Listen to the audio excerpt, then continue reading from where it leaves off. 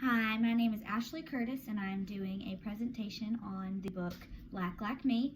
It is a book where a man changes his complete skin color, hair, appearance to go undercover and to write the truth about how black or colored men and women were treated in the time that he wrote it, back in the 1950s to 1960s.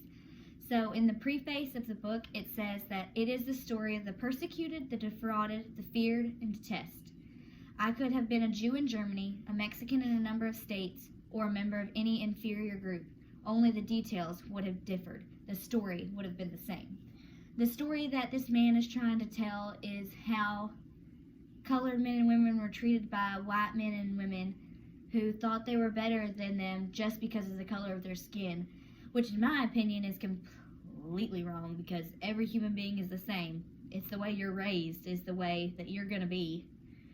You can either be raised a good white man or a bad white man, or a good black man or a bad black man.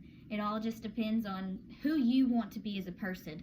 But in this time, white men believed that colored men were inferior and did not deserve any special treatment except for that they were property. And that is the case that John seen when he was undercover. The reason he wrote this story, the reason he got so interested in the fact that racism was just completely insane, was because before he started writing this book, the author went to Europe to go to school. And while he was in Europe, he visited France, and he seen that colored men and women were completely treated differently than in his homeland. The evidence that the book has shown is on, one thing that I seen was kind of stuck out to me was on page 11. It said, "I had tampered with the mystery of existence, and I had lost a sense of my own being. This is what devastated me. The griffin that was had become invisible."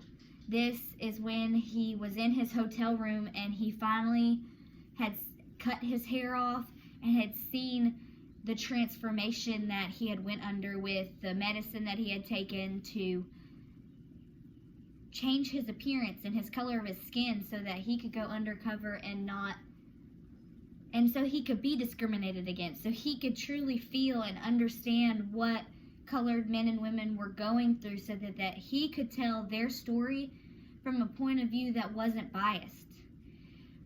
Another thing that he said was on page 44. "Even though I was outraged, I knew he did not commit this indignity against me, but against my black flesh. My color, this was an individual act by an individual, and certainly not typical."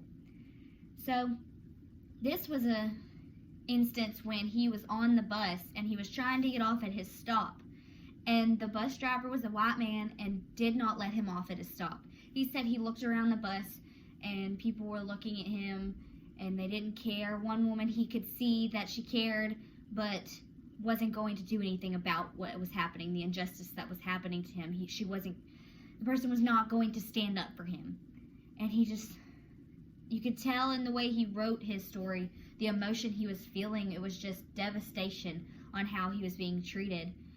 And it ended up being that he got dropped off 8 blocks away from where he wanted to be dropped off, because other white men needed to be dropped off at that particular stop. Also on page 103 it said, which is sickening in my opinion, and hopefully in everyone's opinion, no matter what color they are, it said, "Not if they want to eat or feed their kids." He snorted. "If they don't put out, they don't get the job." This was a part of the story where this white man believed that he was doing a just thing by putting white blood cells, like white, in black babies, because we were so much better, so if we gave a part of ourselves to them, then maybe they'll be a little bit better. They should be grateful. He thought that the women that he hired for servants or cooks or maids or anything like that had to sleep with him. And these women would do it because they had no other choice. he could have ruined their reputation. He could have ruined their lives and not let their kids eat or them eat, or he could have just ruined them. This was just absolutely appalling to read. So, in my opinion, if a reader that wants to read this needs to have a strong stomach, because some of the things that he brings up is just absolutely insane and grotesque and should have never happened in America.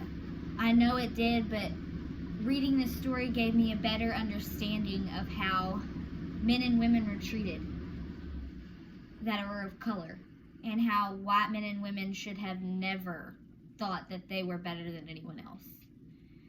So, thank you for listening to my presentation, and I hope that you liked it.